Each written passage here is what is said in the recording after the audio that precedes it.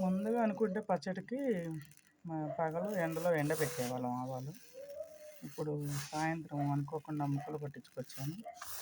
ఇక పచ్చడి ప్రిపేర్ చేయాలి. ఆవాలు మెత్తగున్నాయి. వీటిని వేడి చేయటం కోసం పొయ్యి మీద పెట్టకూడదు. మళ్ళీ పొయ్యి మీద పెడితే బాగుండవు. అందుకని ఈ చాట్లో ఆవాలు పోసేసి క్లాత్ పరిచేసి ఈ ఇది ఉంది కదా తల ఆరబెట్టుకోవడానికి దీనేదో అంటారు, నాకు తెలియదు. దీంతో నేను వీటిని వేడి చేస్తున్నా. ఉపాయాలు లేని వాళ్ళు ఊళ్ళో ఉండకూడదని మా చిన్నప్పుడు సామెతలు చెప్పేవాళ్ళు పెద్దలు. అందుకని ఈ ఉపాయం చేస్తున్నాను. వేడి పెడితే ఆవాలు వేడెక్కింది.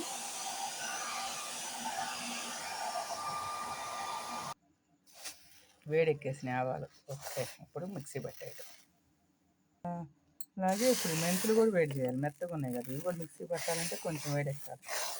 ఇంట్లో పెడితే సరిపోతాయి, ఎండ లేదు కదా. ఇప్పుడు అనుకుంటే అంతే.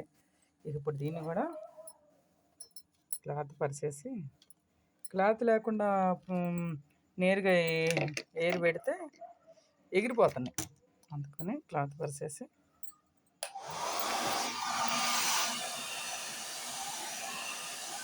ఆవకాయ పచ్చడి అంటే అన్నీ పచ్చివి పెడతారు, అందుకని అన్ని పచ్చి వాటితోనే చేయాలి. నూనె పచ్చిదే, ఆవాల పిండి మెంతి పిండి అన్నీ పచ్చివి అన్నమాట.